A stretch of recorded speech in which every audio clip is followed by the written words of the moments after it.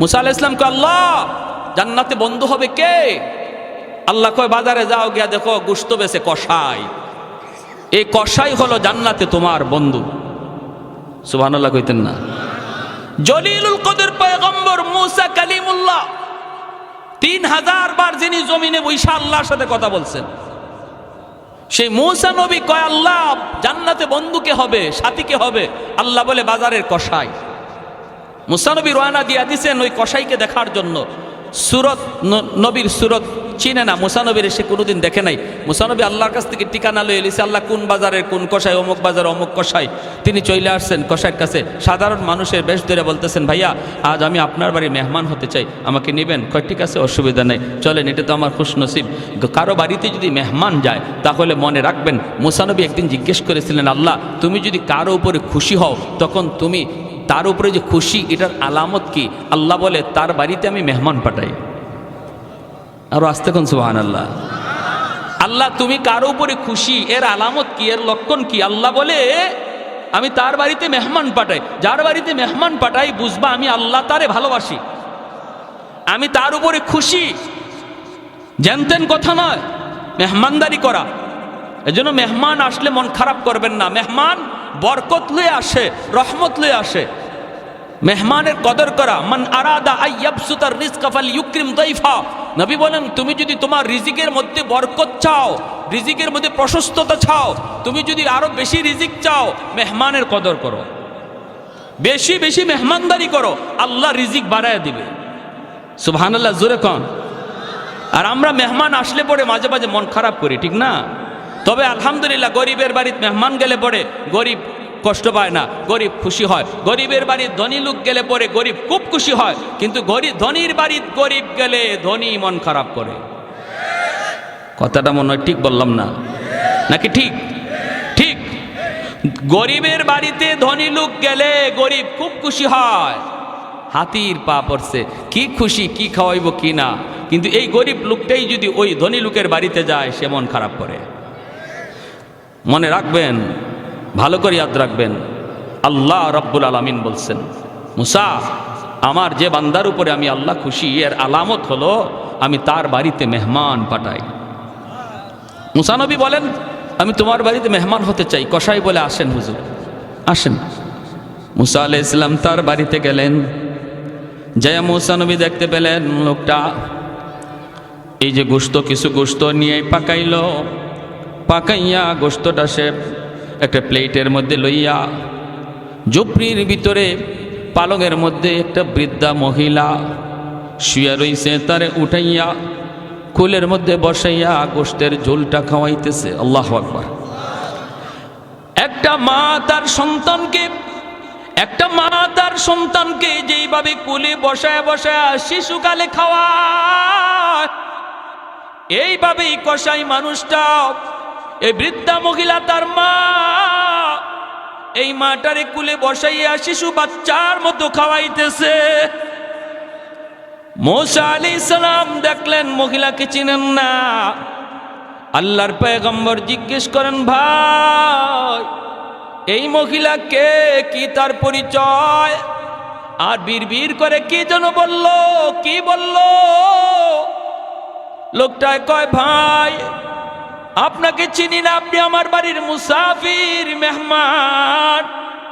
ইনি আমার মা, অনেকদিন যাবত আমার মা বিছানায়, আমি বাজার থেকে আইসা এই গোশত আমি পাকাইয়া আমার বাচ্চাগুলিরে আগে খাওয়াই না, আমি ওই খানাটা সবার আগে আমার মারে আমি খাওয়াই। বাচ্চাগুলি খোদার যন্ত্রণায় যদি ছটফট করে তবুও বাচ্চাদেরকে আগে দেই না, সবার আগে আমি আমার মারে খাওয়াই। মারে খাওয়ানোর পর যেই খানাটা থাকে সেটা আমি আমার বাচ্চাদেরকে দেই। কয় বুঝলাম তো, কিন্তু ইনি কি দোয়া করলেন? কয় আমার মা প্রতিদিন খানা খাওয়ানোর সময় দুইটা দোয়া করে, আল্লাহ আমার সন্তানরে দুনিয়াতে তুমি রিজিকের ভিতরে বরকত দিও। আর একটা দোয়া করে, আল্লাহ আমার এই সন্তানকে জান্নাতে মুসা নবীর বন্ধু বানায় দিও। ভাই মুসাফির, আমার মার দুটা দোয়ার একটা দোয়া কবুল হয়ে গেছে। আমি দিন দিন আমার ব্যবসার ভিতরে বরকত পাইতেছি, যেরকম সুবহানাল্লাহ।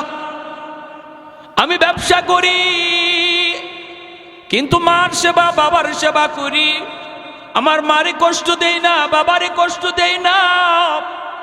মা অন্তর থেকে দোয়া করে, বাবা অন্তর থেকে দোয়া করে।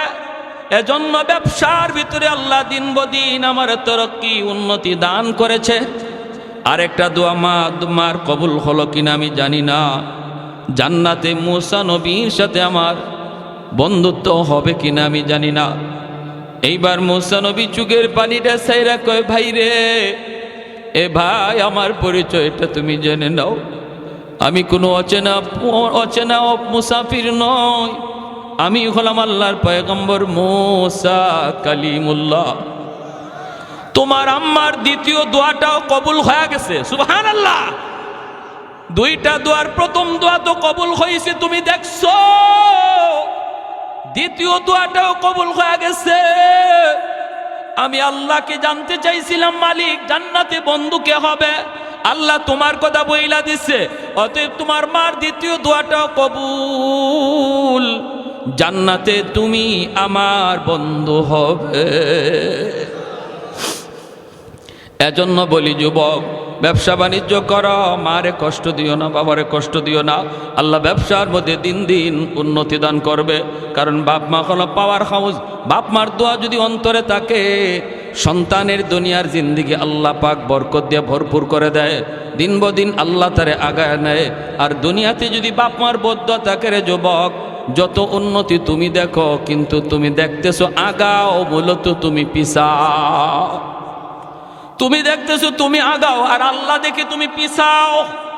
কাকরাইল মসজিদের ভিতর ইটালি থেকে জামাত, ওই ইটালির জামাতের মধ্যে এক যুবক মাত্র কালেমা পড়ে মুসলমান হয়েছে।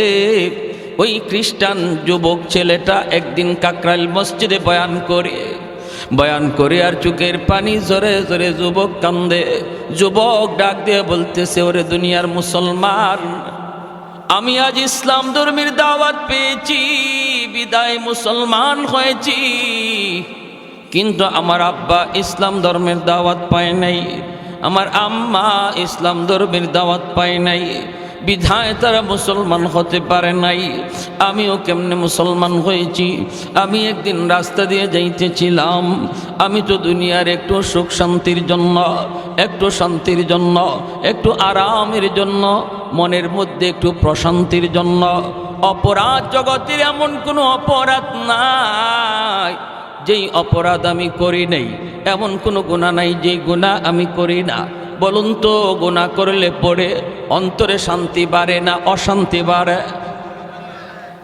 গুনার বদ আসর হলো একটা গুনাহ করার পর আরেকটা গুনাহ করানোর জন্য শয়তান আপনাকে উদ্বুদ্ধ করবে আর বলবে, তুই এই গুনাহটা করছু, আরেকটা গুনাহ তুই কর, অন্তরের ভিতরে শান্তি পাবি।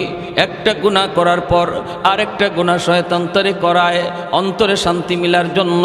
কিন্তু না না, দ্বিতীয় গুনাহটা করার পর তার অশান্তি আগের চেয়ে ডাবল হয়ে যায়, আরেকটা গুনাহ করার পর আবার ডাবল হয়ে যায়। যতবার শান্তি পাওয়ার আশায়, অন্তরে শান্তি পাওয়ার আশায় গুনার কাজ করে বেড়ায়, ততবারই অশান্তি তার ডাবলের ডাবল বেড়ে যায়। যুবক ডাক দিয়ে বলতেছে, মুসলমান, ও আমার মুসলমান ভাইরা রে, আমি মাত্র মুসলমান হয়েছি। আমি কেমনে মুসলমান হলাম? আমি তো একদিন রাস্তা দিয়ে যাইতেছি, হাতের মধ্যে ছিল আমার গানের বাজনা, গিটার ছিল আমার হাতে। আমি তো ইসলাম ধর্ম কি জিনিস বুঝতাম না, জানতাম না। ইটালিতে মুসলমানের একটা জামাত গেছে, দাওয়াত তবলিগের সাথীরা তারা মসজিদে অবস্থান করেছে। বিকালবেলা বের হয়েছে গাছতের জন্য। আমি তাদের পাশ দিয়ে যাইতেছিলাম, তখনই আমির সাহেব আমাকে ডাক দিলেন, এ যুবক বইলে তিনি আমাকে ডাক দিলেন। আমি অল্প সময়ের জন্য একটু থামলাম। আমাকে তিনি দাঁড়ানো অবস্থায় কয়েকটা কথা শুধু বললেন, আমরা কোথায় ছিলাম, কোথায় আসলাম, আবার কোথায় যাব, মাঝখানে আমাদের ডিউটি কি? তিনটা কথার ভিতরে আমি টের পাইলাম এতদিন যাবত আমি যেই শান্তির নেশায় ঘুরতেছি রে, এই শান্তির আভাস আমি তিন কথায় পেয়ে গেলাম। আমি ডাক দিয়া বললাম, হুজুর আমাকে আরো কিছু কথা আপনি শোনান। হুজুর আমাকে বললেন, বাবা যুবক, একটু মসজিদের ভিতরে তুমি আইবানি রে। আমি কথাটা শোনা মাত্রই মসজিদের ভিতরে যায় ঢুকলাম। বয়ান করতেছেন, বয়ান শুনতেছি। এক পর্যায়ে আমার জীবনের সমস্ত ভুলগুলি আমার চোখে ধরা পড়ল, অন্যায়গুলি ধরা পড়ল, অপরাধগুলি সব চোখের সামনে ভাসতে লাগলো। আমি যত গুনাহ করেছি ওই গুনাহগুলি আমার চোখের সামনে ভাসতে লাগলো। আমি আমাকেই তিরস্কার দিতে লাগলাম। এক পর্যায়ে চোখের পানি ভাসাইয়া আমি হুজুরের হাত ধরে বলি, হুজুর আমি যেই শান্তির আশায় ঘুরতেছি, শান্তি পাই না, সেই শান্তি এখন আমার কলিজায় আমি অনুভব করতেছি। আমাকে আপনি আর দেরি করবেন না, এই মুহূর্তে কালেমা পড়া মুসলমান বানায় দেন। বিবি সাহেব আমাকে ফোন দিল, স্বামী, ও স্বামী কোথায়? আমি বললাম, বিবি আমি তো মসজিদের ভিতরে। আল্লাহু আকবার জোরে খান। বিবি সেও তো খ্রিস্টান, মসজিদের ভিতরে। স্বামী এই কথা শোনার পর খ্রিস্টান মেয়েটা অবাক হয়ে গেল, ডাক দিয়ে বলতেছে, স্বামী গো তুমি মসজিদের ভিতরে কেন গিয়েছ? যুবক কান্দের বলে আমি কাঁদতেছি আর বলতেছি, বিবি গ, ও বিবি আমি সত্য ধর্মের সন্ধান পেয়ে গেছি, আমি সত্য নবীকে পায়া গেছি। আমি এতদিন অন্ধকারে ছিলাম, আমি যে শান্তির আশা দিক দিগন্তে মন যেভাবে চায় সেভাবে দৌড়ায়, শান্তি আমার হৃদয়ে আর পাই না। এই শান্তির সাক্ষাৎ আমি পেয়ে গেছি। আমি শান্তির ধর্ম গ্রহণ করে নিয়েছি। ঘর ধর্মের নাম হলো ইসলাম। এমন এক ধর্ম গ্রহণ করেছি গো বিবি, যেই ধর্মের কালেমার ওজন 7 আসমান 7 জমিনের চেয়েও অনেক ভারী। বিবি সাহেব ডাক দিয়ে বলতেছে, স্বামী গো, ও স্বামী তাহলে এখন আমি কি করব? স্বামী বলতেছে, বিবি গো আমিও তোমাকে কালেমার দাওয়াত দিয়ে দিলাম। আমি মুসলমান হয়েছি, হইয়াই আমি তোমাকে সর্বপ্রথম ইসলামের দাওয়াত দিলাম। বিবি বলতেছে, স্বামী গো আমি ইসলাম ধর্ম গ্রহণ করব, কোনো অসুবিধা নাই, বিন্দু পরিমাণ দেরি করব না। কিন্তু তুমি যে বলেছ ইসলাম ধর্ম, এই ধর্মের কালেমার ওজন 7 আসমান 7 জমিনের চেয়েও অনেক ভারী।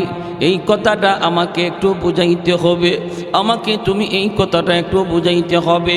বিবি ডাক দিয়ে কয়, আমি একটা দাড়ি পাল্লা হাজির করব, এই দাড়ি পাল্লার এক পাল্লার মধ্যে তুমি কালেমা কাগজে লিখে নিয়ে আসবা। এই কাগজে লিখা কালেমা এক পাল্লার মধ্যে রাখব, আর এক পাল্লায় 7 আসমান 7 জমিন লাগবে না। আমাদেরকে আল্লাহ যে একটা সন্তান দিয়েছে, এই ছোট্ট মানিকটারে এক পাল্লায় রাখব। যদি তোমার কালেমার পাল্লা ভারী হয়, আমি কথা দিলাম কালেমা পড়ে মুসলমান হয়ে যাব। আর একটু জোরে সুবহানাল্লাহ। যুবক আমির সাহেবের কাছে যাইয়া হাত জোর করে কয়, হুজুর আমি তো সর্বপ্রথম কালেমার দাওয়াত আমার স্ত্রীকে দিয়েছি, আমার স্ত্রী সে কালেমা গ্রহণ করবে গো, কিন্তু শর্ত যা আরোপ করেছে এই শর্তের ব্যাপারে আমি কিছু জানি না। হুজুর আপনারা বলেছেন, আমি আপনাদের জবানে শুনেছি, আমার নবীর হাদিস আপনি শুনাইছেন, হাদিসটাই আমি আমার স্ত্রীকে জানায় দিছি, কিন্তু আমার স্ত্রী তো শর্ত লাগায় দিল, সে কালেমা পড়ে মুসলমান হবে, কিন্তু দাড়ি পাল্লার মধ্যে ওজন দিবে। এক পাল্লায় নাকি কালেমার কাগজ আরেক পাল্লায় আমাদের সন্তান রাখবে। হুজুর এখন আমি কি করব বলেন, পরামর্শ দেন, পরামর্শ দেন। কাগজের মধ্যে আপনি কালেমা লিখে দেন। এই কাগজের টুকরা নিয়ে আমি বাড়ি যাব, দাড়ি পাল্লায় ওজন হবে। আমি সাহেব তখন চোখের পানি জড়ায় আল্লাহর কাছে হাত উঠে দিছেন।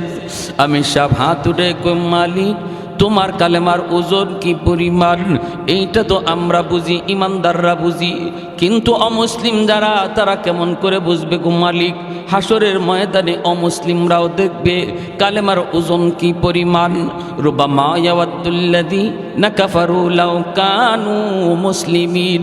আল্লাহ পাক রব্বুল আলামিন বলেন, হাসরের ময়দানে আবু জাহেল, উতবা, সাহেবা, ফেরাউন, হামান সবাই চোখের পানি জড়ায় জড়ায় কাঁদবে আর বলবে, হায় রে যদি দুনিয়াতে কালেমা পড়তাম, যদি আমি দুনিয়াতে কালেমা পড়তাম, আজ আমার গোলাম কালেমার কারণে মুসলমান হইয়া জান্নাতের দিকে যায়। আমি মালিক হইয়া জাহান্নামী হলাম। আবু জাহেল কানবে, বেলাল হাবশী রাদিয়াল্লাহু তাআলা আনহুর মালিক উমাইয়া চোখের পানি জড়ায় জড়ায় কানবে আর কইবে, হায় রে আমি কেন আবু জাহেলের কথা শুনলাম? আমার গোলাম বেলাল আজকে জান্নাতের মেহমান, আর আমি মালিক হইয়া জাহান্নামী। হায় রে কেন আমি ঈমান গ্রহণ করলাম না? এই কথাটা হাসরের ময়দানে বেঈমানরা বলবে। হাসরের মাঠে হলো ঈমানের মূল্য বোঝার জায়গা। হাসরের ময়দানে ঈমানের দাম জানার জায়গা। দুনিয়ার জগৎ হলো আলু পেঁয়াজ রসুনের দাম চিনার জায়গা। হাসরের ময়দান ঈমান চিনার জায়গা, ঈমানের মূল্য চিনার জায়গা। আমি সাহেব বলতেছে, মালিক দুনিয়াতে তো ঈমানের দাম বোঝা যায় না, কারণ দুনিয়াতে ঈমানের বাজার বলতে কোনো বাজার নাই। কিন্তু মালিক তুমি যদি চাও দুনিয়াতেও তুমি তোমার কুদরত দেখাইতে পারো। ঈমানের দাম তুমি চাইলে দেখাইতে পারো। আল্লাহ আমি তোমার উপরে ইয়াকিন করে কাগজের মধ্যে কালিমা লিখে দিলাম। লেখাটা আমার কাম, বাকি সব তোমার কাম। আর একটু জোরে সুবহানাল্লাহ। চোখের পানি ঝরাইয়া, চোখের পানিটা ফালাইয়া সাদা কাগজের টুকরার মধ্যে আমি সব কালেমা লিখে দেন। লা ইলাহা ইল্লাল্লাহু মুহাম্মাদুর রাসূলুল্লাহ। জোরে সোরে বলি সাল্লাল্লাহু আলাইহি ওয়াসাল্লাম। কালেমার মধ্যে আমার আল্লাহর নাম, কালেমার মধ্যে নবীর নাম, কালেমার মধ্যে আল্লাহর নাম, নবীর নাম, দুটোটা নাম আসেনি না নাই? আর একটু জোরে কোন আসেনি না নাই? কেউ যদি খালি কয় লা ইলাহা ইল্লাল্লাহ মুহাম্মাদুর রাসূলুল্লাহ যদি না পড়ে, কালেমা হবে? আমাদের সমাজে কিছু রোগ আছে, কিন্তু আছে কিছু রোগ আছে। উত্তরবঙ্গে গেছিলাম, কিছু মসজিদে মুহাম্মাদুর রাসূলুল্লাহ শব্দটা কাইটা দিছে মসজিদের গেইটে। মুহাম্মাদুর রাসূলুল্লাহ সাল্লাল্লাহু আলাইহি ওয়াসাল্লাম এটা বলে কালেমার অংশ না। কালেমা বলতে শুধু লা ইলাহা ইল্লাল্লাহ। এরা ঈমানের বহুত বড় ডাকাত, ঠিক কিনা জোরে খান? বহুত বড় ডাকাত। যারা এই ধরনের কথা বলবে মনে রাখবেন, এ আপনার বন্ধু নয়, আপনার লেবাস পরে আপনার সুরত দইরা আপনার ভিতরে ঢুইকে আসছে ঈমান ডাকাতি করার জন্য। বেশি কথা বললে উলামায়ে কেরামের কাছে নিয়ে আসবেন। যদি বলে আপনার নামাজ হয় না, নামাজে এইভাবে দাঁড়াইতে হয়, আপনার রুকু হয় না, রুকু এইভাবে পড়তে হয়, এভাবে পা নিয়ে খাড়াইতে হয়, এভাবে হাত উঠাইতে হয়, এই করতে হয়, সেই করতে হয়, জুম্মা এইভাবে পড়তে হয়, জানাজা এইভাবে পড়তে হয়, এই কথা বইলা যারা আপনাদেরকে ভ্রান্ত করার চেষ্টা করবে, যুক্তিতে যাবেন না, তর্কে যাবেন না, বলবেন হাদিস আমি এত বেশি জানি না, কোরআন সম্পর্কে আমি অজ্ঞ। তুমি যদি কোরআন হাদিসের পণ্ডিত হও, চলো হুজুরের কাছে যাই, মুফতি সাহেবের কাছে যাই, মাদ্রাসায় যাই, ইমাম সাহেবের কাছে যাই, দেখবেন তখনই আপনার কাছ থেকে পালাবে। কত বড় ডাকাতি কথা! লা ইলাহা ইল্লাল্লাহ মুহাম্মাদুর রাসূলুল্লাহ, এই কথা না বললে ঈমানদার হওয়া যায় না। আর সে বলতেছে, আর তারা বলতেছে কালেমার অংশ শুধু লা ইলাহা ইল্লাল্লাহ মুহাম্মাদুর রাসূলুল্লাহ না, আর তাদের কথায় পইরা উত্তরবঙ্গের কিছু মসজিদের গেইটে যেই কালেমা লেখা ছিল মুহাম্মাদুর রাসূলুল্লাহ সহ এই অংশটা কাইটা দিছে। আল্লাহ তুমি সহি বুঝদান করো, সবাই বলি আমিন, আরো জোরে বলি আমিন। আমার ভাইয়েরা, বন্ধুরা, যুবক, এই কথা বলতে আমি সব কাগজের মধ্যে তিনি এই কালেমা লিখে দিলেন। আর যুবককে তিনি ডাক দিয়া বলতেছেন, যুবক, আল্লাহর উপর ভরসা করে তুমি সামনের দিকে আগাও, কাগজের টুকরা নিয়ে তুমি সামনের দিকে যাও। তোমার বিবিকে যায় বলবা, কোথায় দাঁড়িয়ে পাল্লা, এক পাল্লার মধ্যে এই কাগজের টুকরা রেখে দিবা, আরেক পাল্লায় তোমরা তোমাদের সন্তানকে রেখে দিবা, বাকিটা করবেন আমার আল্লাহ। করবেন কে? আর একটু জোরে কে? আল্লাহ চাইলে পারেনি না পারে না? এই ক্ষমতা আল্লাহর আসেনি না নাই? লা জিদ্দা ওয়ালা নিদ্দা ওয়ালা হাদ্দা লিমাওলা, লা জিদ্দা ওয়ালা নিদ্দা ওয়ালা হাদ্দা লিমাওলা, আল আনা কামা কানা ওয়ালাম ইয়ালকা জাওয়ালা, আল আনা কামা কানা ওয়ালাম ইয়ালকা জাওয়ালা, লা মিসলা ওয়ালা সাওয়ারা মিসলাম ওয়া নাযীরা, মান ক্বালা সিওয়া যালিকা ক্বাদ ক্বালা মুহালা, মান ক্বালা সিওয়া যালিকা ক্বাদ ক্বালা মুহালা, লা ওয়ালদা ওয়ালা ওয়ালিদা লা আম্মা ওয়া খালা, লা শিবহা ওয়ালা মিসলা ওয়ালা কুফুয়া লিমাওলা। আল্লাহর বান্দা যুবক কাগজের টুকরা নিয়ে বাড়ির দিকে রওনা দিল। দিলটা নরম করে কথাগুলি শুনো রে আল্লাহর বান্দা। এরে যুবক, তোমার মতো একজন যুবকের ঘটনা বলতেছি। দেখো না কত যুবক যৌবনে কবরে চলে গেল, কত যুবক খেলার সাথে আজকে কবরে শুয়ে রইল, লেখাপড়ার সাথে আজকে কবরে চলে গেল। একটু দিলটারে বুঝাও বুঝাও, আর কত গুনার দিকে দৌড়াইবা। তোমার মতো একজন যুবকের ঘটনা বলতেছি। আল্লাহ তারে যৌবনী অলির খাতায় নাম লেখা দিছে। যৌবনকালেই তারে আল্লাহ পাক সঠিক পথে ফিরে আনছে। দিলের ভিতরে কান্না ছিল, দিলের ভিতরে শান্তি পাওয়ার আশা তার ছিল। আল্লাহ পাককে পাওয়ার তালাশ, অন্তরের শান্তি পাওয়ার নেশায় ঘুরতেছে সঠিক পথ যুবক খুঁজতেছে। যুবক, তোমার অন্তরেও যদি আল্লাহ পাওয়ার ইচ্ছা জাগে, তোমার অন্তরেও যদি অন্তরে প্রশান্তি পাওয়ার জন্য ইরাদা থাকে, তুমিও যদি তালাশ করো, আল্লাহ তোমাকে পথ দেখায়া দিবে। ঠিক কিনা জোরে কর। কিন্তু অন্তরের ভিতরে এই তালাশ লাগবে, অন্তরের ভিতরে তলব লাগবে, তলব। অন্তরে যদি তলব থাকে, আল্লাহ রাস্তা বের করা দেয়। আর আমি যেই পথে চলতেছি এই পথেই চলি, ঘুরে তাকাই না। ভুল পথে চললাম না সঠিক পথে চললাম, কোনো খবর নাই। মানুষ যদি আমাকে জিজ্ঞেস করে কই যাইবা, আমি বলি ঢাকা। একজনে যদি কয় এটা তো ঢাকার কোনো গাড়ি না, এই গাড়িটা হলো চিটাগাং যাওয়ার গাড়ি, এই গাড়ি হলো ময়মনসিংহ যাওয়ার গাড়ি, তুমি ঢাকার গাড়িতে উঠো নাই। যেই যুবক সত্যি সে ঢাকা যাওয়ার ইরাদা করে, গাড়ি থেকে নামবে, ঢাকার গাড়িতে যা উঠবে, গন্তব্যে পৌঁছে যাবে। আমাদের সবের বাড়ি হলো জান্নাত, জান্নাতের গাড়িতে উঠার জন্য সবাই চেষ্টা আছি রে ভাই। কিছু ভাইয়েরা জাহান্নামের গাড়িতে উঠে বসা রইছে। আমি আপনি যাই ডাক দিয়া বলতেছি, ভাই এটা জান্নাতে যাওয়ার গাড়ি না, এটা জাহান্নামের গাড়িতে ভুলে উঠে গেছ। কিছু আল্লাহর বান্দা কথাটা শোনার পর গাড়ি থেকে নামে, জান্নাতের গাড়িতে বসে জান্নাতে চলে যায়। আর কিছু মানুষ আছে এমন কয়, না আমি নামবো না, নামবো না, তোমার কথায় আমি নামবো না, আমি কম বুঝি না, আমি ভালো করে বুঝে শুনে গাড়িতে উঠছি, আমাকে বুঝানো লাগবে না। এই বইলে যদি সে গাড়িতে না নামে, গাড়িতেই বসা থাকে, বলুন তো তার ঢাকা যাওয়া হবে নি?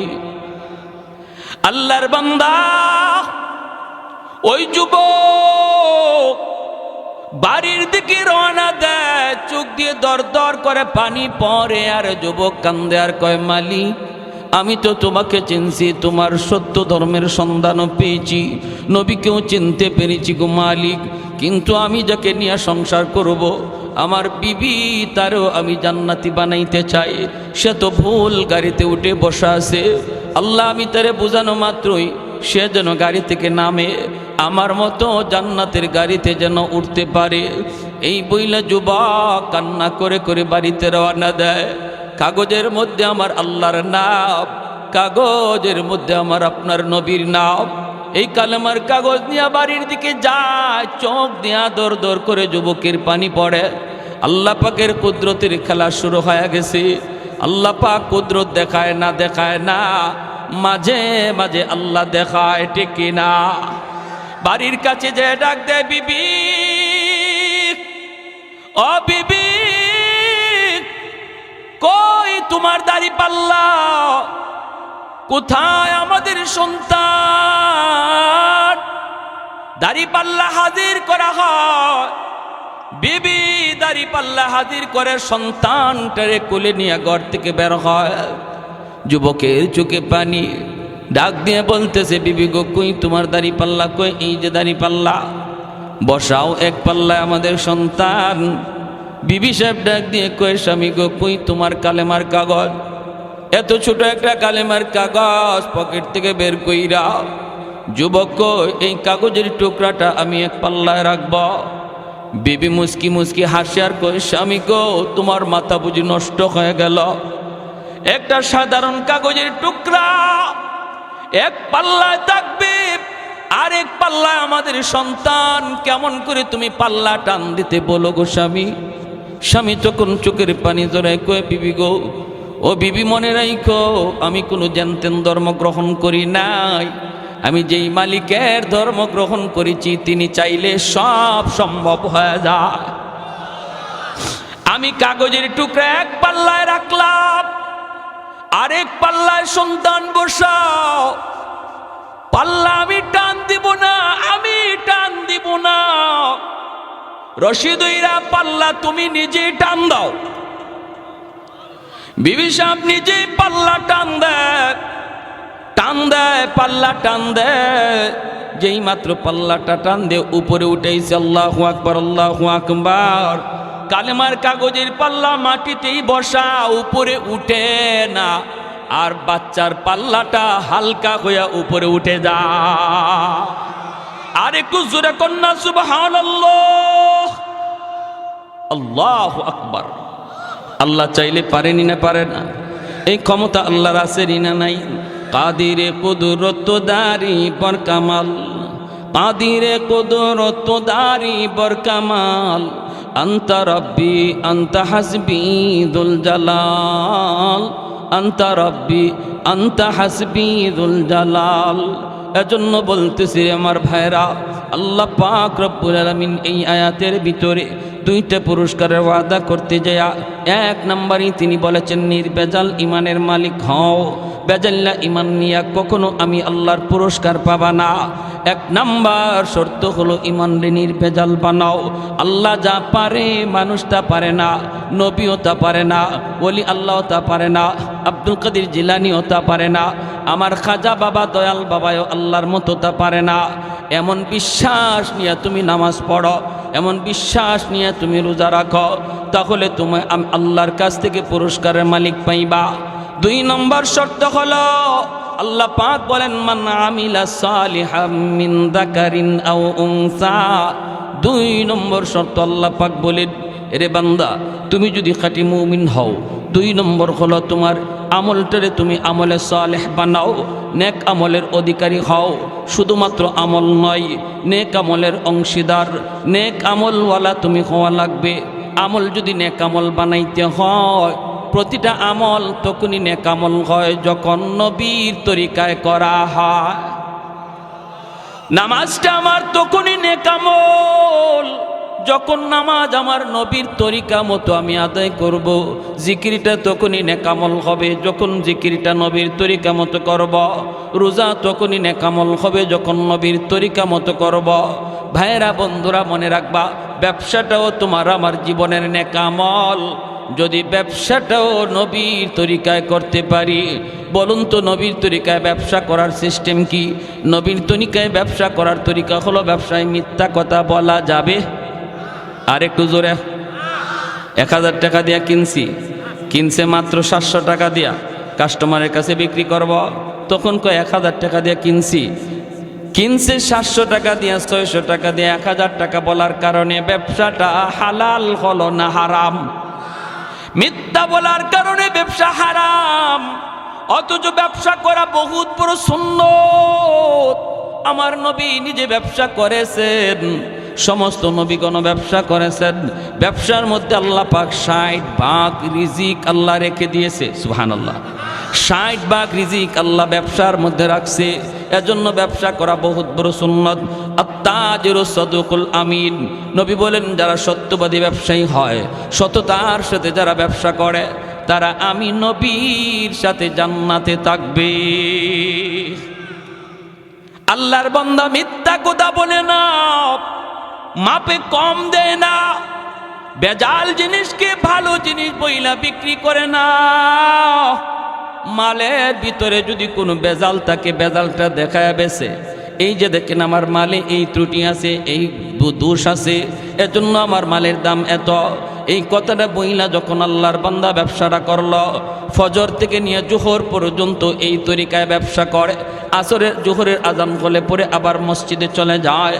নবী বলেন উম্মতের দল, ফজর থেকে জোহর পর্যন্ত তুমি ব্যবসা করলা আমি নবীর সুন্নাত তরিকায়, আর অক্ত মতো তুমি নামাজ পড়ে নিলা, তোমার এই টাইমটা আল্লাহ পাক খালি রাখে না। একটা লোক মসজিদে বইসা এত সময় জিকির করলে যেই সব হইতো, তুমি ব্যবসা করার দ্বারা আল্লাহ এই পরিমাণ সওয়াব আমল নামায় দান করে। মাপে কম দেয় না, মিথ্যা কথা বলে না, খারাপ জিনিসে ভালো জিনিস কয়ে বেছে না, ভালোটারে ভালো কয়, খারাপটারে খারাপ কয়, আজান হলে মসজিদে যায়।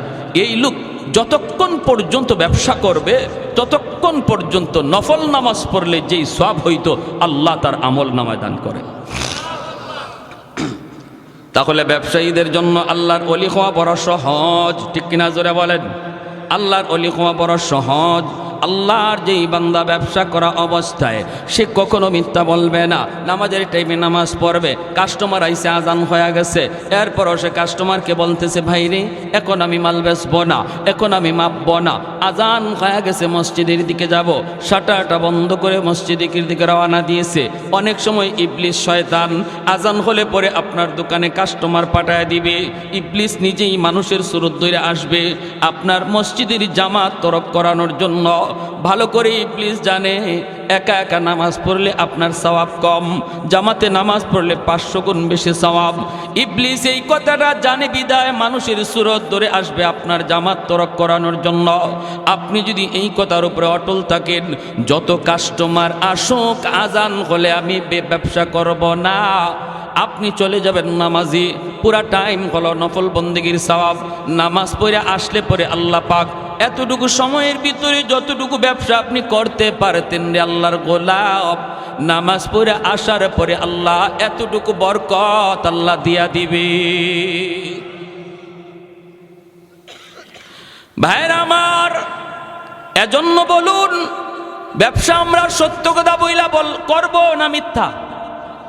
সত্য কথা বলবো না মিথ্যা?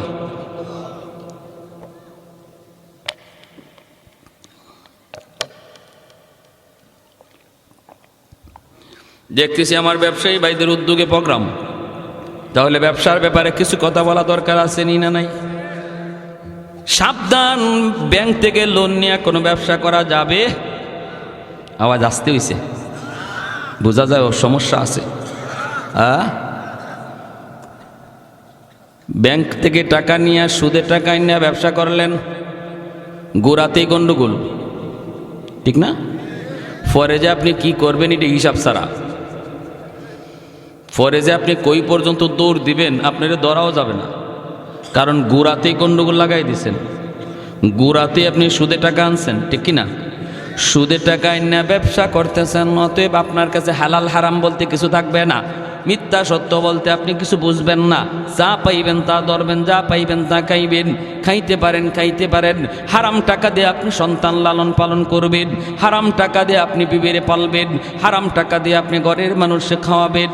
খাইব সবে, কিন্তু হিসাব লইব আল্লাহ আপনার কাছ থেকে একা, ঠিক কিনা? ঠিক কিনা? ভাত রান্না হলো রে যুবক, এক ড্যাগ বেত ভাত রান্না হলো, এই ড্যাগের পুরা ভাত কিন্তু আপনি একা খান না। এই ড্যাগের ভাতগুলি আপনি খান 2 প্লেট, আপনার স্ত্রী খায় 2 প্লেট, স্বামী আপনার সন্তানে খায় 3 প্লেট, মা খায়, বাবা খায়, বোনে খায়, ভাই খায়, প্রতিবেশী খায়, আত্মীয় স্বজন খায়, সবাই খাইয়া পাতিলের ভাত শেষ করলো। কিন্তু হাসরের ময়দানে আল্লাহ বলবি, বান্দা আয়, 100 প্লেট ভাতের হিসাব তুই দিবি। তুমি যখন বলবা মালিক আমি তো 100 প্লেট ভাত আমি খাই নাই, আমি তো মাত্র 2 প্লেট ভাত খাইছি, বাকিরা তো ওরা খাইছে, আল্লাহ বলবেন ওদের হিসাব নাই, কারণ তুমি হারাম ঢুকাইছো, এজন্য পুরা পাতিলের ভাতের হিসাব তুমি দিবা। খাইব সবে, হিসাব দিব আমি একা, এটা জানার পরেও যে হারাম ঘরে ঢুকায় সে বুদ্ধিমান না বোকা? আর একটু জোরে কোন। সবাই খাইলো, হিসাব দিব আমি একা। সুদের টাকা দিয়া ঘর বানাইলাম, এই ঘরের ভিতরে 4টা 5টা রুম, এক রুমের ভিতরে আমি থাকলাম, আর বাকি 4 রুমের মধ্যে আমার সন্তান থাকলো, মা থাকলো, বাবা থাকলো, ভাই থাকলো, বোন থাকলো। আল্লাহ পাক রব্বুল আলামিন এই 5টা রুমের হিসাব আপনার কাছ থেকে একা নিব। যারা ছিল এরা ফাও ছিল, এদের কোনো হিসাব নাই, হিসাব দিবে তুমি একা। এজন্যই তো এক বড় ভাইকে ছোট ভাই বলতেছে, ভাইয়া সাবধান, ভাইয়া তুমি সুদের ব্যবসা কইরো না, সুদে টাকা আইনো না, সুদখোরের কাছে তুমি যাইও না, অল্প হলেও তুমি এর উপরে সবর করো, আল্লাহ বরকত দিয়ে দিবে। বড় ভাই কই চুপ থাক, তুই মাদ্রাসায় গেছো মাত্র, এখনই পণ্ডিতি কইরো না, এখনো কিন্তু বড় হুজুর হও নাই, চুপ কর, তুই বেশি কথা বলবি না। ছোট ভাই বলতেছে, ভাইয়া ও ভাইয়া তোমার হিসাব কিন্তু কেউ দিবে না, হিসাব শুধু তুমি একাই দেওয়া লাগবে। বড় ভাই কস কি তুই, আমি কষ্ট করে আইনা সবাইরে খাওয়াইলাম, আমার বিপদের সময় কেউ দাঁড়াবে না? কয় না। ভাবিও তোমার বিপদের সময় দাঁড়াবে না, ভাতিজাও তোমার বিপদের সময় দাঁড়াবে না, আব্বাও তোমার বিপদের সময় দাঁড়াবে না, আম্মাও দাঁড়াবে না, আমি তো দাঁড়াইমু না। ওই বড় ভাই কস কি তুই, মাসের মাস তোরে বেতন দিই আমি? হয় যত বেতনই দেও, বিপদে যখন পড়বা আমি নাই।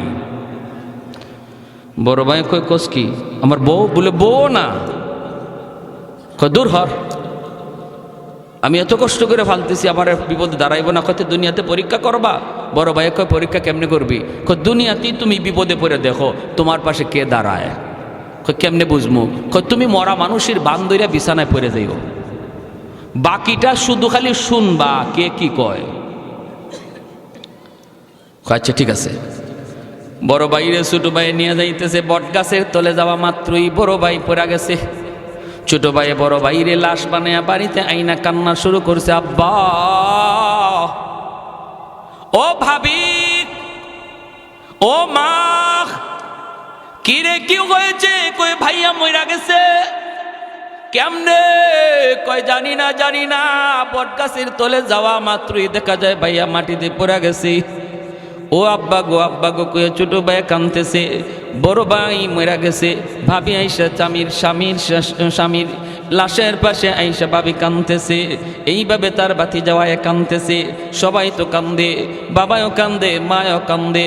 ওই অবস্থায় এসে বলতেছে, আব্বা একটু সময় আমাকে দিবানি? কেন? কয় আমি একটু হুজুরের কাছে যাব, মুফতি সাহেবের কাছে, জিন হুজুরের কাছে যাব, যাইয়া হুজুরের কাছে একটু পানি ভরা নিয়ে আসব। আমার মনে হয় ভাইয়ার দম আটকে আছে, এটা মনে হয় কোনো জিন্নাতের কারসাজি, কারণ বট গাছের তলে ঘটনাটা ঘটছে। আমি একটু পানি ভরা নিয়ে আসি, একটা ফু নিয়ে আসি। বাবা কইতা, বাবা তাড়াতাড়ি যা। ছোট ভাই দৌড় দিছে মাদ্রাসায়, কিয়ার মাদ্রাসায়, হে তো নিজেই বড় হুজুর। ঘটনা তো হেই ঘটাইছে। কিছু দূর যাইয়াই ফেরত আইছে, আব্বা ফু পায়া গেছি। মুফতি সাহেব হুজুরে এমন এক ফু আমাকে শিখাইয়া দিছে, এমন এক তাবিজ শিখাইয়া দিছে, এমন এক সূরা শিখাইয়া দিছে, আমি খালি বাইয়ারে ফু দিমু আর সাথে সাথে বাইয়া জিতা হয়ে যাব। ফু দেওয়া মাত্রই বাইয়া জিন্দা হয়ে যাবে, জিন্দা, কোনো টেনশন নাই। মুফতি সাহেব কয়ে দিছে, বাবা কইতে তাড়াতাড়ি ফু দে। ছোট ভাই কয় আব্বা ফু দিমু, তবে ফু দেওয়ার আগে একটা শর্ত কয়া দিছে হুজুরে। কয় কি শর্ত? কয় হুজুর বলছে এই ফুটা ভাইয়ারে দেওয়া মাত্রই ভাইয়া জিন্দা হয়ে দাঁড়ায় যাবে, কিন্তু ভাইয়ার গায়ে ফু দেওয়ার আগে একজন জীবিত মানুষের গায়ে ফু দেওয়া লাগবে। আর জীবিত মানুষটা ফু খাইয়া জীবিত থাকতে পারে, মারাও যাইতে পারে। এরপরে যদি ভাইয়ারে ফু দেই, ভাইয়া 100% জিন্দা হবে, বিন্দু পরিমাণ সন্দেহ নাই। ও আব্বা, আমার ভাইয়া এত কষ্ট করে সংসার চালাইল, রক্ত পানি কইরা হালাল হারাম না বুঝা কত কিছু কইরা তোমাদেরকে খাওয়াইতেছে, পালতেছে ভাইয়ারে জিন্দা করার জন্য। বাবা গ, তোমার শরীরে ফুটা আমি দিমুনি, তোমার গায়ে আমি ফুটা দিমুনি। তুমি ফু খাইয়া বাঁচতেও পারো, জীবিত থাকতে পারো, তবে জীবিত থাকাটার সম্ভাবনাই বেশি, মারা যাওয়ার সম্ভাবনা খুব কম। ভাইয়ারে বাঁচাইতে আব্বা তোমার গায়ে ফুটা আমি দিমুনি। এমনি বাপে কয় রাখ, হের বউরে ডাক দে। বুঝছেন অবস্থা কি কয়? কয় রাখ। ছোট ভাই আব্বা তুমি যে মরে যাইবা এটা কিন্তু 100% না, সম্ভাবনা আছে, তবে বাইয়া যে জিতা হইব এটা 100%। আব্বা বাইয়ার লাগে কি তুমি এই রিক্সটা লইবা না? কয় রাখ রাখ, এর বউরে ডাক দে। আমি রিক্সে যেতে রাজি না। বাপে কি কয়? আমি রিক্সে যেতে রাজি না, বউরে ডাক দে। হে কানে কানে বাই মরা না জিতা, জোরে কোন না, মরা না জিতা। বাপে যে কইছে আমি রিক্স লইতে রাজি না, এই কথা ভাইয়া শুনছেনি? হ্যাঁ, কানে কানে গিয়া কয় ভাইয়া শূন্য, খালি শুন ভাই তুমি। আর হেও আস্তে আস্তে কয় তুই দেখিস ফাঁকি দেনি কেউ আবার গরম পানি ডালে। কয় না না, এই চিন্তা কইরো না তুমি, আমি আছি, হয়তো খেয়াল রাখে, আমি সব শুনতেছি। বাবি ডাক দিছে, ও বাবি ভাইয়া ভালো হইব। মুফতি সাহেব হুজুর একটা ফু শিখায় দিছে, যদি ফুটা দেই ভাইয়া সরাসরি ভালো হয়ে যাবে, জিতা হয়ে যাবে, আর মরা থাকবে না। কিন্তু বাবি গ, একটা শর্ত আছে গো বাবি, এই ফুটা কিন্তু একজন জীবিত মানুষের গায়ে দেওয়া লাগে। জীবিত মানুষ ফুটা খাইয়া মরতেও পারে, জীবিতও থাকতে পারে, তবে মরবার সম্ভাবনা কম, জীবিত থাকার সম্ভাবনাই বেশি। আব্বারে বলছিলাম ভাইয়ারে জীবিত করার জন্য ফুটা গায়ে দিমুনি, বাবা রাজি হয় নাই, তোমাকে ডাক দিতে বলছে। ও বাবি কত আদর করলো আমার ভাইয়ে গো, ঈদে ঈদে তোমারে শাড়ি কিনা দিল, যখন যা চাইছো তোমারে তা কিনা দেয়, কত স্বর্ণ কত অলংকার কত কিছু করলো, যা আবদার রাখছো সব ভাইয়া তোমারে কিনা দিছে গো বাবি। এই ভাইয়ার জন্য তুমি কি একটু রিক্স লইবানি? তোমার গায়ে আমি একটা ফু দিমুনি, তুমি যে মরবা এটা শিওর না, জীবিত থাকাটার সম্ভাবনাই বেশি। যেই মাত্র ভাবিনি কইছে ভাবি তোমার গায়ে ফু দিমুনি, এমনি ভাবি কয় রাখ, যেখানে আসো সেখানেই থাক, যে মরছে হে ওই মরুক। বুঝছেন অবস্থা? আর মরা বেটায় মনে মনে কয় খারা আমি জিতা হইয়া লই, আমি জিতা হইয়া লই, মরা বেটা ওই মরুক, বুঝাই মো। খানে খানে গিয়া কয় ভাইয়া শুনছনি? কয় শুনছি সব। বাতিজা মেট্রিক পরীক্ষার সময় মোটর সাইকেল চাইছো, ভাইয়া মোটর সাইকেল কিনা দিছে, আইএ পাস করলে তোমাকে প্রাইভেট কার কিনা দিবে, শর্ত লাগাইছে, কত কিছু তোমারে দিছে। মোবাইল চাইছো মোবাইল, টাচ মোবাইল চাইছো টাচ মোবাইল, মোটর সাইকেল চাইছো মোটর সাইকেল, কত কিছু তোমার আব্বাই তোমারে দিছে রে বাতিজা। এই বাবার জন্য তুমি একটু রিক্স লইবানি, তোমার মায় তো রিক্স লয় না, তোমার দাদা লয় না, তুমি একটু রিস্ক লইবানি। এত কষ্ট করে হালাল হারাম কোনো কিছু না বিচার কইরা তোমাদেরকে পালতেছে, দিতেছে, খাওয়াইতেছে। বাতি যায় তখন কয়, চাচা যেখানে আসো সেখানেই তুমি থাকো, আজ থেকে তুমি আমার আব্বা। নাও তখন চাচারই আব্বা ডাকে। এই মরা বেটা হঠাৎ করে জিন্দা হইয়া দিছে দৌড়, এক দৌড়ে মাদ্রাসা গিয়ে ওই বড় হুজুর রেখে, হুজুর মাপ চাই হুজুর, তওবা করান, জীবনে আর সুদের টাকা ঘরে ঢুকাইতাম। আমার বুঝ হয়ে গেছে কার জন্য আমি কি করতেছি। এজন্য আল্লাহ পাক রব্বুল আলামিন কয়, বান্দা তুমি যদি ঈমানের সাথে নেক আমল করো রে, এক নাম্বার পুরস্কার হলো হায়াতান তাইয়্যিবা। পুরস্কারগুলি একটু মনোযোগ দিয়ে শুনুন। এক নম্বর পুরস্কার হলো আল্লাহ পাক বলেন, দুনিয়ার হায়াতের জীবনে আমি আল্লাহ তোমাকে পবিত্র জীবন দান করব, উত্তম রিজিকের ব্যবস্থা করে দিব, তোমার রিজিকের ভিতরে আমি বরকত দিয়ে দিব। সুদের কাছে যাইবা না, মিথ্যা কথা বইলা ব্যবসা করবা না, কম রুজি হবে, ইনকাম তোমার কম হবে, লাভ তোমার কম হবে, কিন্তু আমি আল্লাহ তোমাকে বরকতের জীবন দান করব। কেমন বরকত? একটা ঘটনা শুনেন। হযরত জাবের রাদিয়াল্লাহু তাআলা আনহু, আল্লাহর নবীর একজন প্রসিদ্ধ সাহাবী হযরত জাবের রাদিয়াল্লাহু তাআলা আনহু, খন্দকের যুদ্ধ, মদিনার চতুর্দিকে খাল খনন হইতেছে, আমার নবী নিজেও খাল খননের মধ্যে মগ্ন। 1500 সাহাবায়ে কেরাম নবীর সাথে মদিনার খাল খনন করেন। ওই অবস্থায় হযরত জাবের নবীজির পাশে আইসা দেখেন নবীজির পেট পিটে লাইগা গেছে, পাথর বেঁধে রাখছেন নবীজি। সোজা হইয়া আমার আপনার নবী দাঁড়াইতে পারেন না, আল্লাহর নবী সোজা হইয়া দাঁড়াইতে পারেন না। পেটের খোদায় জাবের জিজ্ঞেস করেন, নবী গো, ওগো নবী সোজা হইয়া দাঁড়ান না কেন?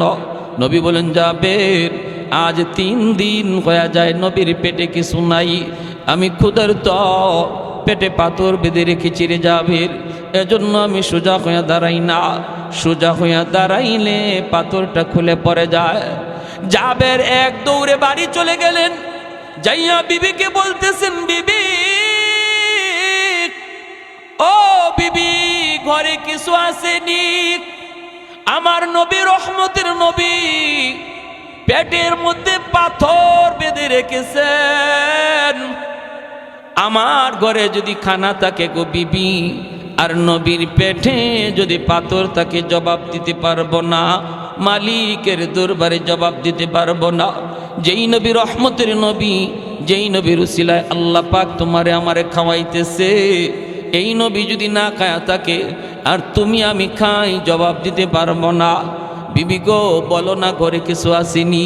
বিবি তখনই ডাক দেয়া কয়, স্বামী গো, অল্প কিছু রুটি আর অল্প কিছু গোশত আছে, 4-5 জন মানুষ খাইতে পারবে। তুমি আল্লাহর নবীকে যা দাওয়াত দাও, দুপুর বেলা নবী যেন আমাদের বাড়িতে দাওয়াত রাখেন। জাবের দৌড় দিয়া নবীজির কাছে চলে গেলেন, যায়া নবীকে ডাক দিয়ে বলতেছে, ইয়া রাসূলুল্লাহ, আজ দুপুর বেলা জাবেরের বাড়িতে আপনার দাওয়াত। দিনের নবী, মায়ার নবী একা একা দাওয়াত খাইতে যাইতে পারেন না। আমার নবী দরদি নবী, উম্মতের দরদি নবী। হঠাৎ করে নবী উঁচা একটা পাথরের উপরে ওইটা নবী এলান দেওয়া শুরু করলেন, সাহাবীরা রে, যে যেখানে কাজের ভিতরে মগ্ন, আর তোমরা সামনে কাজ বাড়ায়ও না, একটা এলান আমার শোনো, তোমাদের ভাই জাবের আজ দুপুর বেলা তোমাদেরকে দাওয়াত করেছি।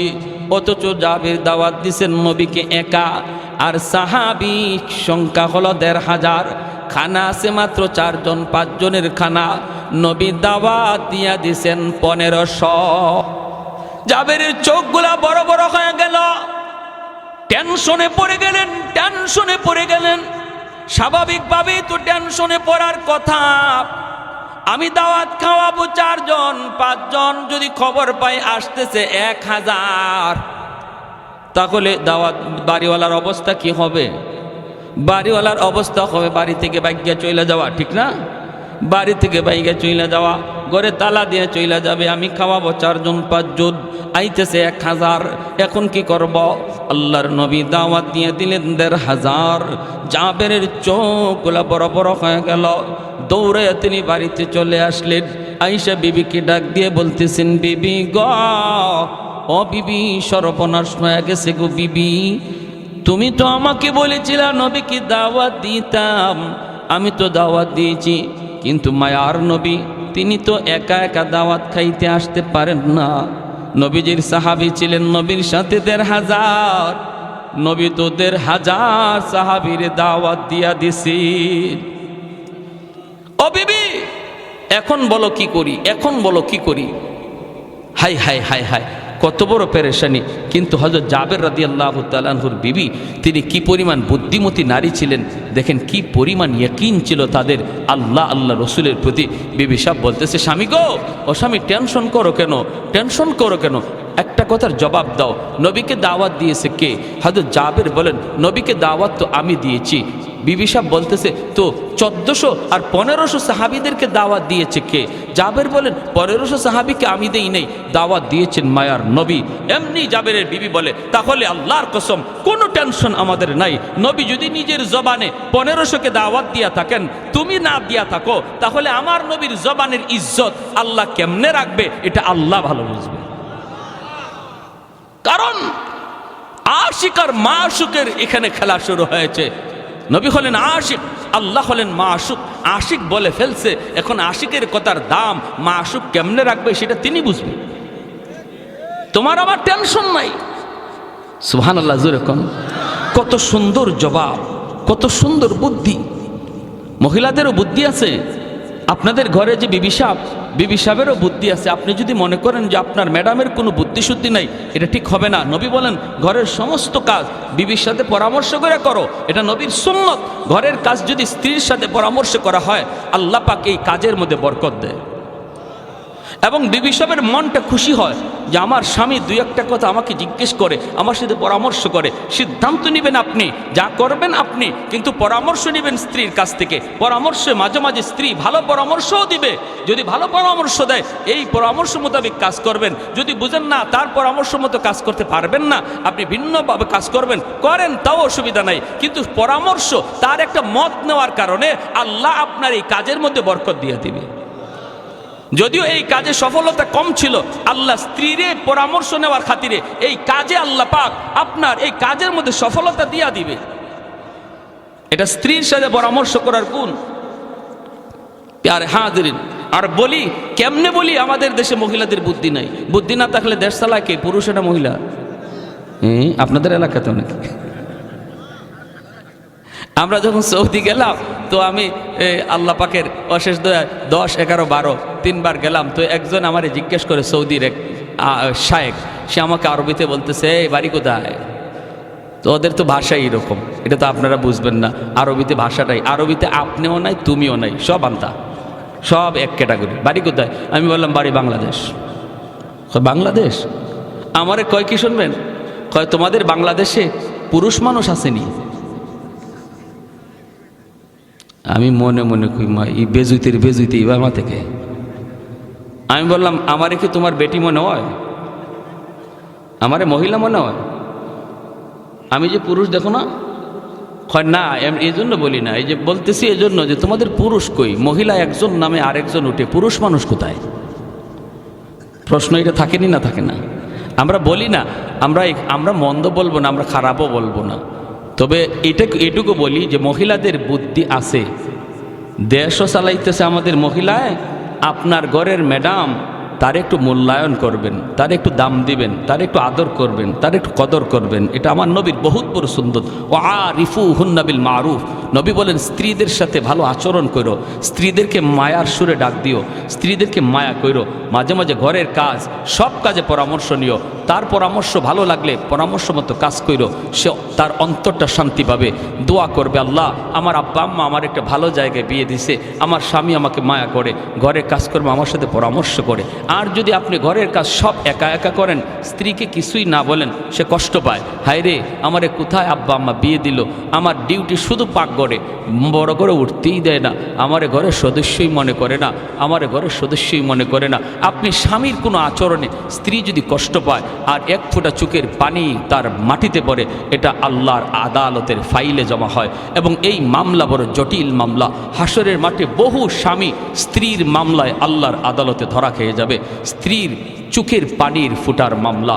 স্ত্রী যদি বলে, আল্লাহ আমি দুর্বল ছিলাম, ঘরে আমার পক্ষে কেউ ছিল না, আল্লাহ আমার উপরে জুলুম হতো, আমার উপরে নির্যাতন হতো, মানসিক টর্চার, শারীরিক টর্চার আমার উপরে হতো, এই মামলা যেই স্বামীর উপরে থাকবে সে আল্লাহর আদালতে মাপ পাবে না।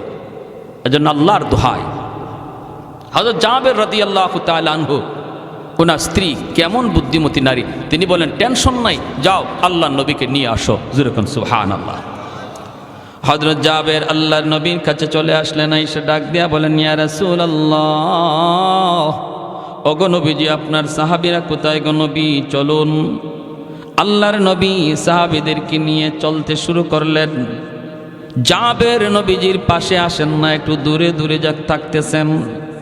টেনশন টেনশন হবেই তো টেনশন, কারণ টেনশন করার বিষয়। যদিও তার স্ত্রী তাকে সান্ত্বনা দিয়েছেন, কিন্তু সামনের সময়টা কেমন হয় রে, কেমন হয়। দাওয়াত খাওয়াইতে বসাইলে পর খানা থাকবে কি না, নবী খানা পাবে কি পাবে না, আমি নবীকে আগে খাওয়াবো নাকি পরে খাওয়াবো, আমি যদিও আগে খাওয়াইতে চাই, আমার নবী আগে খাবে কি খাবে না। যদি সাহাবীরা আগে খায়, নবী তো খানা পাবে না। জাবেরের বহুত বড় টেনশন মাথার মধ্যে কাজ করতেছি। ওই অবস্থায় নবী তাকে দেখেন, জাবের টেনশনে তার চেহারাটা একদম বিমর্ষ হয়ে গেছে। নবী ডাক দিয়া বলেন, জাবের আমি নবীর কাছে আসো। নবী ডাক দিয়া কাছে আনলেন, আইনেই নবী কানে কানে ডাক দিয়া বলেন, জাবের রে, টেনশন করো না, আমার আল্লাহ জানায় দিছে আজ তোমাদের অল্প খানার ভিতরে আল্লাহ বহু রকমের বরকত দিয়া দিবে। এ যাবে, আমি নবী নিজের থেকে কিছু বলি না রে, আমি তো আমার আল্লাহর কাছ থেকে ইশারা পায়া বলছি। যদিও তোমাদের খানা কম, কিন্তু এই কম খানার ভিতরে আল্লাহ পাক অনেক অনেক বেশি বরকত দিয়া দিবে, টেনশন করো না। জাবেরের মনটা খুশি হয়ে গেল। আল্লাহ নবীকে নিয়ে জাবের নাতনিদের বাড়িতে হাজির হয়ে গেলেন। মায়ার নবী তখন ডাক দিয়া বলেন, জাবের কই তোমার রুটির পাতিল, গোশতের পাতিল, আমি নবীর কাছে আনো। জাবের যখন গোশতের পাতিল, রুটির পাতিল নবীর কাছে আনলেন, নবীজি তখন গোশতের পাতিলের ডাকনা সরাইয়া, রুটির পাতিলের ডাকনা সরাইয়া মুখের একটু পবিত্র লব লাগাইয়া দিলেন, আর ডাকনাটা নবী নিজের হাতেই লাগাইয়া দিলেন। এরপরে নবী ডাক দিয়া বলেন, জাবের, জাবের, শুধু রুটি নিবা আর নিবা, গোশত শুধু নিবা আর নিবা, কখনো ডাকনা উঠায়া তুমি দেখবা না কি পরিমাণ রুটি আর গোশত এখনো বাকি আছে। একবারও তুমি ডাকনা উঠাইবা না, উঠাইবা না রে জাবের, শুধু তুমি নিবা, দেখবা না।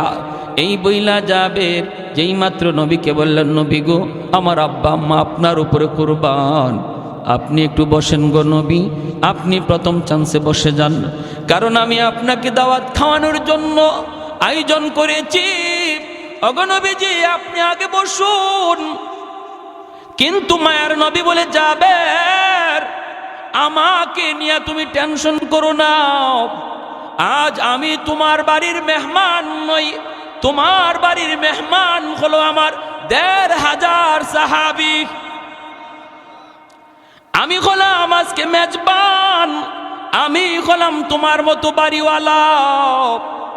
আমি খানা খাওয়াবো আর আমার সাহাবীরা খানা খাবে, সবাই খাওয়ার পর যা থাকবে তুমি আর আমি খাবো।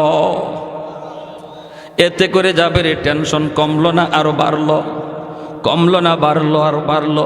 হায়রে নবী কি বলে, মাত্র 4 জনের খানা, খানা খাইবে 1,500 সাহাবীরা খানা খাওয়ার পরে যা থাকবে, এরপরে নবী নাকি খানা খাবে। হায়, খানা থাকবে কি থাকবে না টেনশন। এই অবস্থায় নবীজি বলেন, যাবে আমার 500 সাহাবীর তুমি বসায় দাও। 500 সাহাবীর বসায় দেওয়া হলো।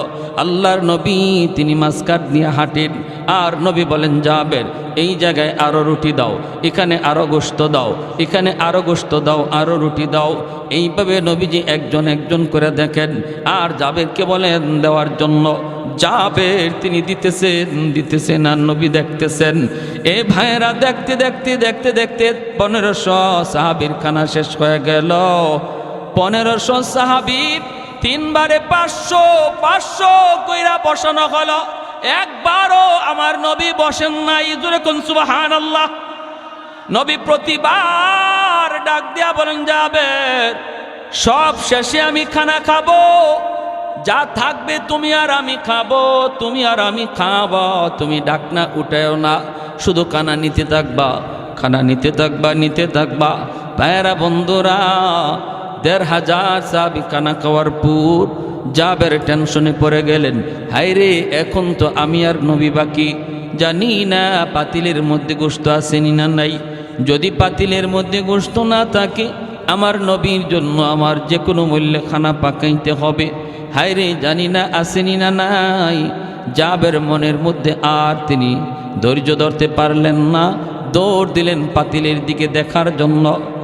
গোশতের পাতিলের দিকে দৌড়। নবীজি টের পাইলেন জাবের দৌড়াইতেছে, পাতিলে গোশত আসেনি না নাই দেখার জন্য। নবী ডাক দিয়া কই, জাবের খবরদার ঢাকনা উঠাইও না। কিন্তু জাবের আর বাধা মানলেন না, তিনি যাইয়া ঢাকনাটা উঠায় ফেললেন। ঢাকনা উঠা জাবের দেখেন, শুরুতে যেই পরিমাণ গোশত ছিল ওই পরিমাণ গোশত এখনো আছে, 1 জাররা পরিমাণ কমে না। গোশত কমে নাই, রুটিও কমে নাই। আল্লাহ নবী ডাক দিয়ে বলতেছে, যাবে তুমি কি ভুল করছো রে? তুমি যদি ঢাকনা না উঠাইতা, তোমাদের অল্প খানার ভিতরে আল্লাহ এমন বরকত আল্লাহ দিছিল, মদিনার সমস্ত মানুষে যদি আজ তোমার বাড়িতে দাওয়াত করে খাওয়ানো হইতো, তবুও তোমার খানার বরকত কমতো না। কিসের আর 1,500 আর 2,000, হাজার হাজার মানুষও যদি আজ খাইতো, বরকত কমতো না।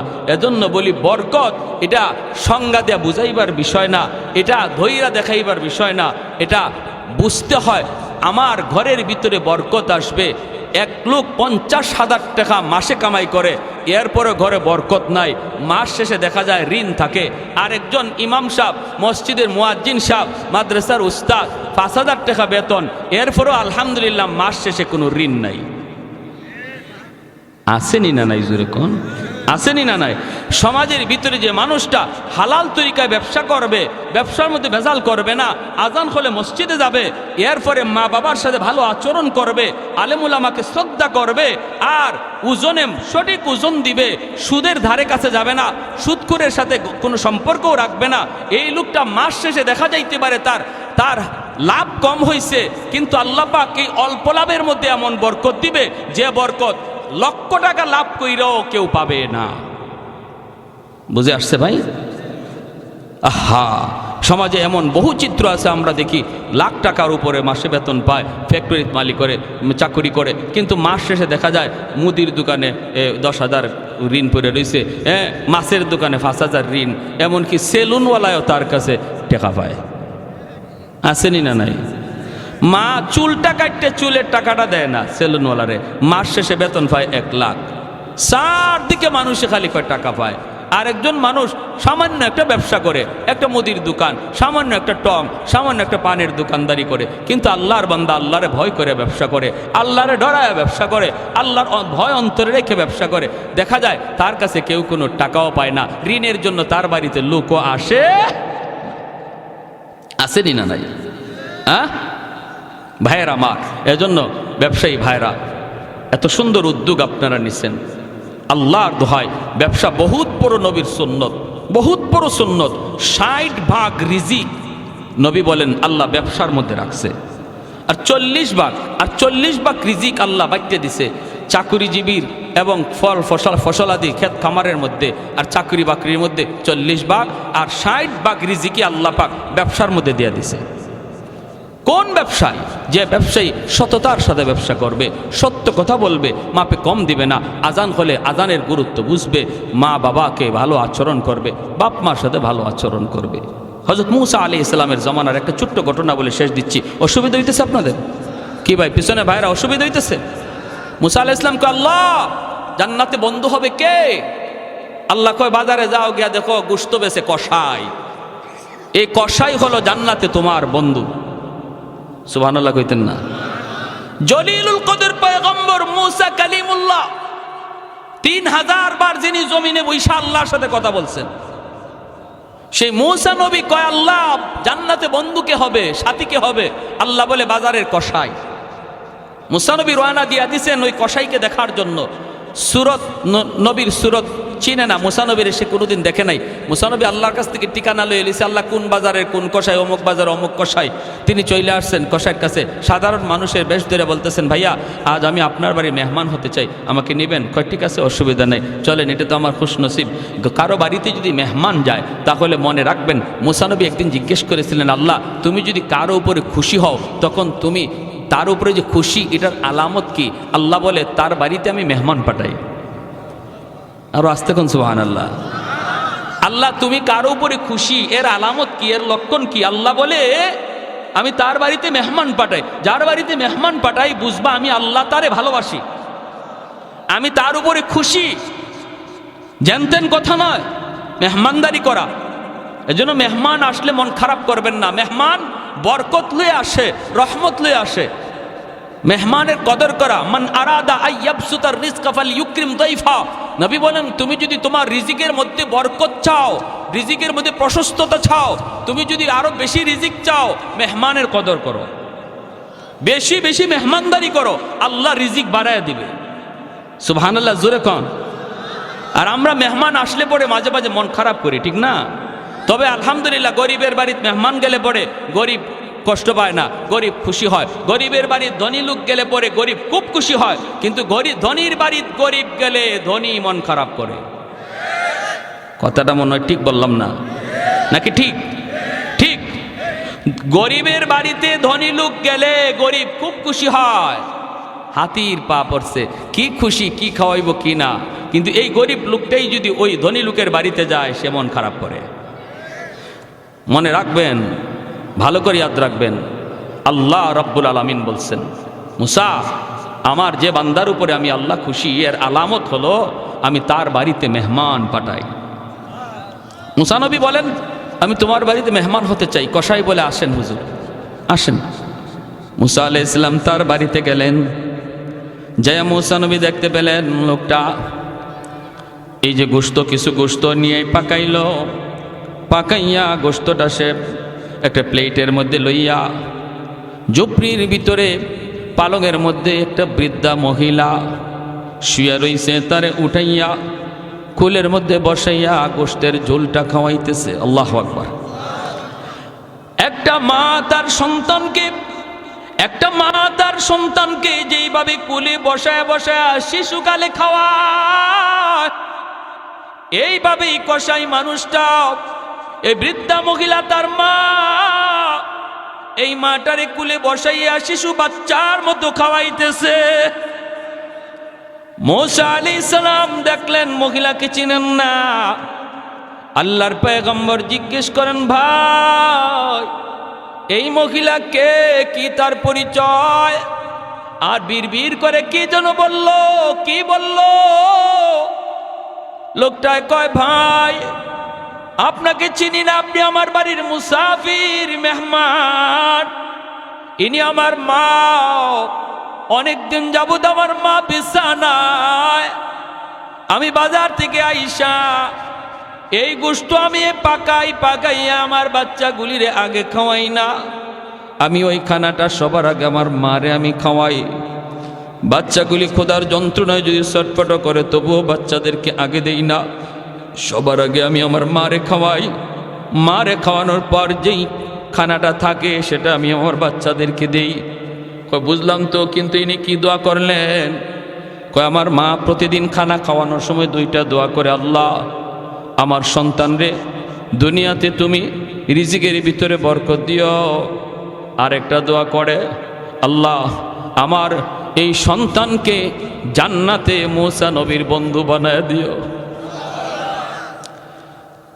ভাই মুসাফির, আমার মার দুটা দোয়ার একটা দোয়া কবুল হয়ে গেছে। আমি দিন দিন আমার ব্যবসার ভিতরে বরকত পাইতেছি। যখন সুবহানাল্লাহ, আমি ব্যবসা করি কিন্তু মার সেবা বাবার সেবা করি। আমার মারে কষ্ট দেই না, বাবারে কষ্ট দেই না। মা অন্তর থেকে দোয়া করে, বাবা অন্তর থেকে দোয়া করে। এজন্য ব্যবসার ভিতরে আল্লাহ দিন বদিন আমার তরক্কি উন্নতি দান করেছে। আরেকটা দোয়া মার কবুল হলো কিনা আমি জানি না। জান্নাতে মুসা নবীর সাথে আমার বন্ধুত্ব হবে কিনা আমি জানি না। এইবার মুসা নবী চুগের পানিটা সাইরা কয়, ভাই রে, এ ভাই আমার পরিচয়টা তুমি জেনে নাও। আমি কোনো অচেনা মুসাফির নয়, আমি হলাম আল্লাহর পয়গম্বর মুসা কালিমুল্লাহ। তোমার আম্মার দ্বিতীয় দোয়াটাও কবুল হয়ে গেছে। সুবহানাল্লাহ। দুইটা দোয়ার প্রথম দোয়া তো কবুল হয়েছে, তুমি দেখছো। দ্বিতীয় দোয়াটাও কবুল হয়ে গেছে। আমি আল্লাহকে জানতে চাইছিলাম, মালিক জান্নাতে বন্ধু কে হবে? আল্লাহ তোমার কথা বইলা দিছে, অতএব তোমার মার দ্বিতীয় দোয়াটাও কবুল। জান্নাতে তুমি আমার বন্ধু হবে। এজন্য বলি যুবক, ব্যবসা বাণিজ্য করো, মারে কষ্ট দিও না, বাবারে কষ্ট দিও না। আল্লাহ ব্যবসার মধ্যে দিন দিন উন্নতি দান করবে। কারণ বাপ মা হলো পাওয়ার হাউস। বাপ মার দোয়া যদি অন্তরে থাকে, সন্তানের দুনিয়ার জিন্দিগি আল্লাহ পাক বরকত দিয়ে ভরপুর করে দেয়। দিন বদিন আল্লাহ তারে আগায় নেয়। আর দুনিয়াতে যদি বাপ মার বদদোয়া থাকে রে যুবক, যত উন্নতি তুমি দেখো, কিন্তু তুমি দেখতেছো আগাও, মূলত তুমি পিছাও। তুমি দেখতেছো তুমি আগাও, আর আল্লাহ দেখে তুমি পিছাও। লেখাপড়ার উন্নতি পাবা না যদি মার দোয়া না থাকে, বাবার দোয়া না থাকে। বাইজিদ বুস্তামি ছোট্ট বালক, মায় পানি চাইছে, পানি লইয়া আসতে আসতে মা ঘুমায় গেছে। শেষ রাত পর্যন্ত মার মাথার পাশে ছোট্ট বালক বাইজিদ মাথার পাশে গ্লাসে পানি নিয়ে দাঁড়ানো। সারা রাত পড়তেছে বাইজিদ, কালকে পরীক্ষা। কিন্তু পড়ালেখা বাদ দিয়া মার মাথার পাশে গ্লাসে পানি নিয়ে বাইজিদ দাঁড়ানো। শেষ সাথে মার ঘুম ভাঙলো, দেখে ছোট্ট বাবু বাইজিদ মাথার পাশে দাঁড়ায় শীতে কাঁপতেছে। মা উঠে কই, বাবা তুমি এখানে শীতে দাঁড়ায় কি করো? আম্মা পানি লইয়া আইতে আইতে তুমি ঘুমায় গেছ। মা কই, বাবা ডাক দিলি না? বাইজিদ কান্দে, মা গো ডাক দিলে তোমার ঘুম ভাঙবে, তোমার কষ্ট হবে, এজন্য আমি ডাক দেই নাই। আমি মাথার পাশে গ্লাসে পানি নিয়ে দাঁড়ায় রইছি। আমার আম্মার যখন নিজের ইচ্ছায় ঘুম ভাঙবে, আবার আমি তারে পানি দেব। সাথে সাথে মা টান দিয়ে বুকে জড়ায় হাত দুইটা বাড়ায় দিছে। আল্লাহ, আমার এত ছোট বাচ্চা এতটা মায়ের খেয়াল রাখলো, আমি মায়ের এতটা খেয়াল রাখলো। আল্লাহ তোমার দরবারে হাত দুইটা বাড়াইছি, আমার বাইজিদরে দেওয়ার মতো আমি মার হাতে কিছুই নাই, আছে শুধু দুইটা হাত। তোমার দরবারে দুইটা হাত বাড়াইলাম। জগতের ওলি বানাইলে আমি মা খুশি না, সমস্ত ওলিদের সর্দার বানায় দিও। সাথে সাথে আল্লাহ কবুল করে নিছে। খালি অলি না, জগতের সর্দার বানাই দিছে, অলিদের সর্দার। এজন্য যুবক, পড়ালেখায় যদি উন্নতি চাও, মার কথা মাইনা চলল, বাবার কথা মাইনা চলল। বাপ মা কোনোদিন তোমার ক্ষতি চায় না, খারাপ চায় না। যখন যা কয় রে যুবক, তোমার ভালোর জন্য কয়। আজ বুঝবা না, বুঝবা একদিন, যেদিন তুমি নিজে বাবা হইবা, নিজে যেদিন সন্তান পাইবা, ওই দিন নিজে বুঝবা বাপ মা তোমার জন্য কতটা ভালো চাইছিল। এজন্য বলি, আমার ব্যবসায়ী ভাইরা ব্যবসা করেন আমার নবীর সুন্নত তরিকায়। আর ব্যবসা করা অবস্থায় নামাজের যেন কোনো ত্রুটি না হয়। যদি নামাজের জামাতটা তরক হইয়াও যায়, অনুরোধ করে বলবো, আল্লাহর বান্দা টাইম মতো আবার অজু কইরা তুমি তোমার দোকানের মধ্যেই নামাজটা আদায় করে নাও। যদি তুমি এইভাবে আদায় করো আর এইভাবে মানো, পুরা ব্যবসার টাইমটাও আল্লাহ নেক আমলের ভিতরে গণ্য করে। তোমার দুনিয়ার পুরস্কার হলো পবিত্র জীবন, শান্তির জীবন, বরকতের জীবন আল্লাহ তোমাকে দান করবে। আর পরকালের জীবনের পুরস্কার হলো আল্লাহ তোমাকে জান্নাতের মেহমান বানাবে। পুরস্কার হলো দুইটা, একটা হলো দুনিয়াত নগদ, আরেকটা হলো পরকালে বাকি।